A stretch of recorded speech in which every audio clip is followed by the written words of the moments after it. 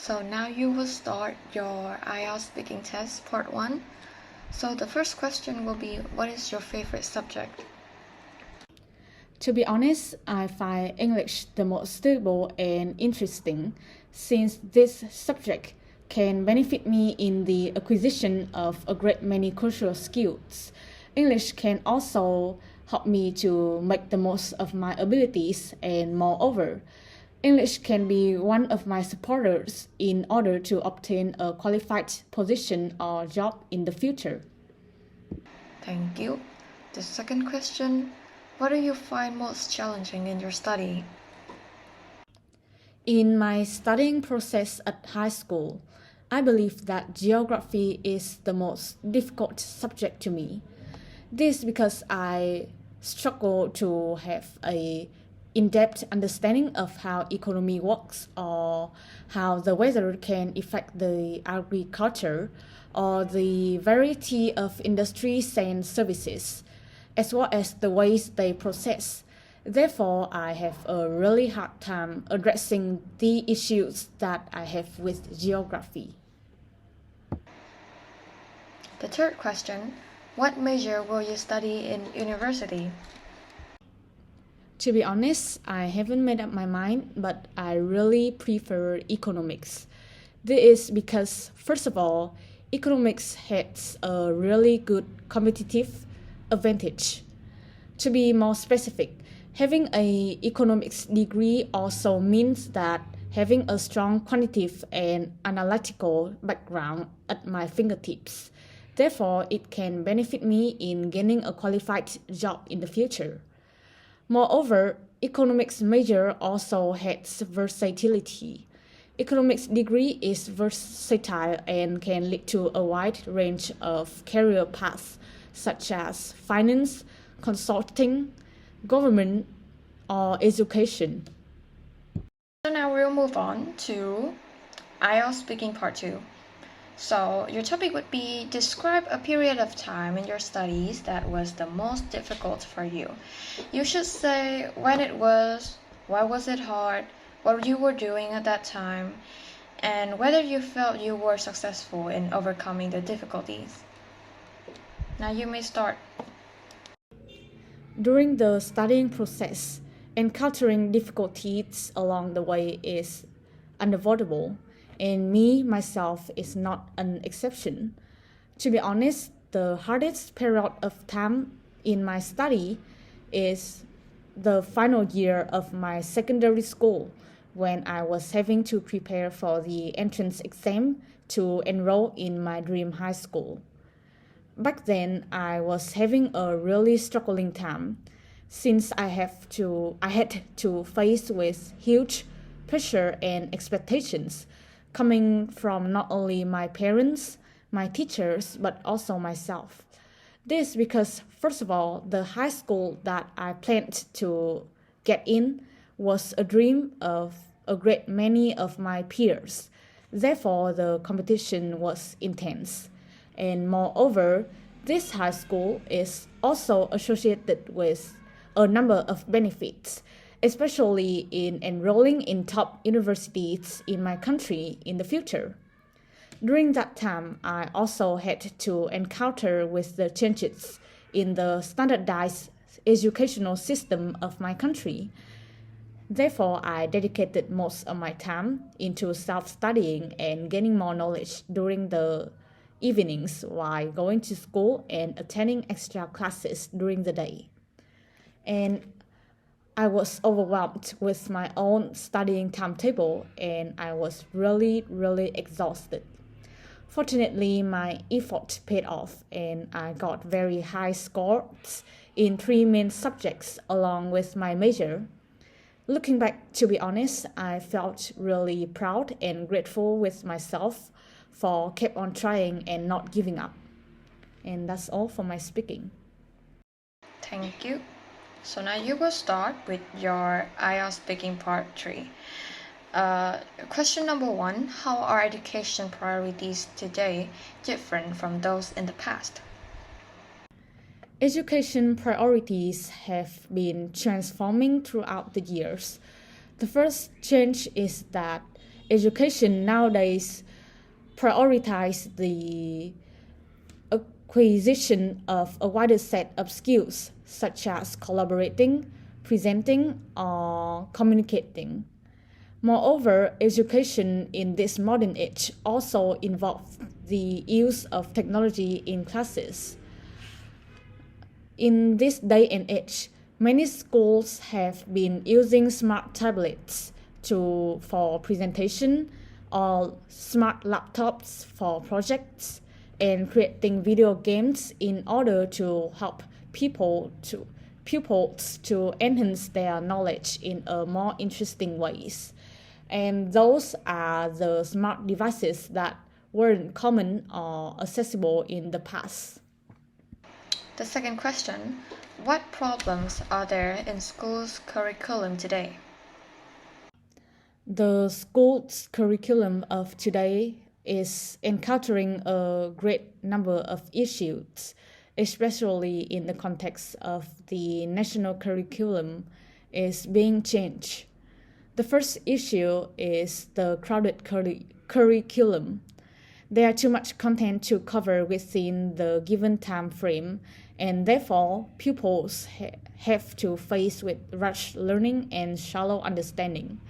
The second issue is emphasis on testing. This has been an ongoing problem and has been existing for a long time. Most schools choose teaching to tests and may not necessarily foster critical and longing knowledge. Therefore, students may forget what they have learned immediately after many tests. The last question, how well do you think school should prepare young people for working life? I believe that schools should strive for providing a well-rounded education that prepares young people for working life in a variety of ways. This includes not only academic knowledge and skills, but also practical skills, or critical thinking abilities, communication skills, and social emotional skills. Additionally, schools should also help students develop a growth mindset, resilience, adaptability, and a sense of purpose. Therefore, they can benefit them in actual working life, and young people will not be too unfamiliar, too surprised, or too shocked when having to interact or having to encounter the real working life. Okay, so welcome to IELTS speaking part 1. The first question will be, what is your favorite subject? Of course, art has always been my favorite subject since I got to go to school. I've always liked art since for the longest time that I could remember, merely because art to me is another way of expressing myself and showing what I think. Sadly, our high school doesn't have these subjects in the curriculum, which is really a shame. Thank you for your answer. So comes to the next question. What do you find most challenging in your study? I would consider myself not good at all subjects. There are a few lessons where I find really hard for me to actually get a hang of them, especially geography, literatures, and physics. I'm not good with calculating and using logical reasonings or expressing myself through words. So I rather prefer social subjects like economics and law studies or history. Thank you very much for your answer. Now comes to the third question. What major will you study in university? So I have thought about this topic a lot, but still cannot decide what major I want to be in. However, there's this one option that I think quite suitable for me. I'm thinking about studying English major for a few years, then will try to get a scholarship if I could, and I would want to study abroad too. Thank you very much for your answers. So now we are going to speaking part 2. In this part, you are going to describe a period of time in your studies that was the most difficult for you. In this part, you should say when it was, why was it hard, and what you were doing at that time, and whether you felt you were successful in overcoming the difficulties. Today, I would like to talk about the toughest time I encountered during my studies. It happened in my final years in secondary school when I was preparing for the Laogai High School for gifted student entrance exam. The reason why I find it hard was because of the huge pressure and responsibility expectations weighing down my shoulders relating to the exam. It results would determine whether I could get into the school, follow my dad's side family traditions, or fail and go to another school. And it also got to do with how selective I was during that time. I tried to make the most of my free time doing things that I like instead of actually trying to study. So when it got closer to the exam, I got really stressed out. And there were many students there to take the test. One had to compete with about 8 other students in order to get into the school, which was an enormous pressure. And during that time, right after when the new documentary was laid down, I used most of my time studying IELTS to get about above 6.5. I spent many hours going to extra classes during weekends while attending school during weekdays. Taking the IELTS test was the only way I could do to successfully get into the school, since my score in math and literature wouldn't be enough.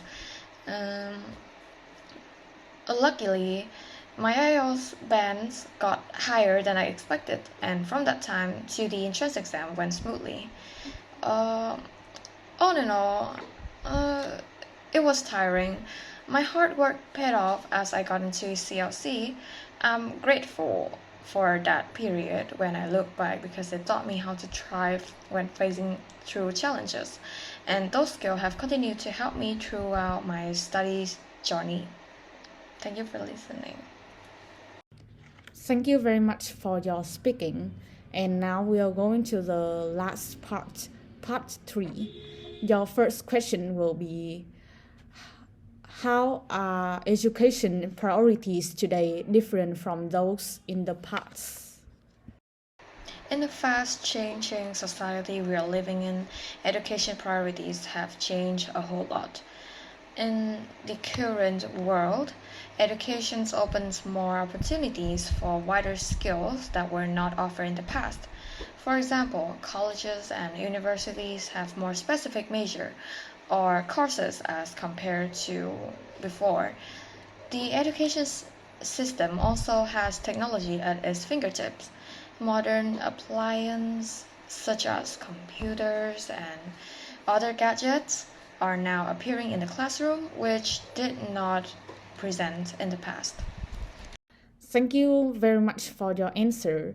So, into the second question, what are the problems of schools curriculum today? So, the school curriculums today are quite different from the past, and it also brings a few issues. However, the main problem is that the curriculum could be really overcrowded. The education system trying to fit many subjects into the given time frame as possible, which can be really exhausting and suffocating. It can lead to rush learning, and student will be bound to feel stressed or not understand the lesson fully. Thank you for your answer. Now comes to the last question. How well do you think that schools should prepare young people for the working life? Personally, schools should provide students a better educational environment that will prepare the pupils for working life in the future.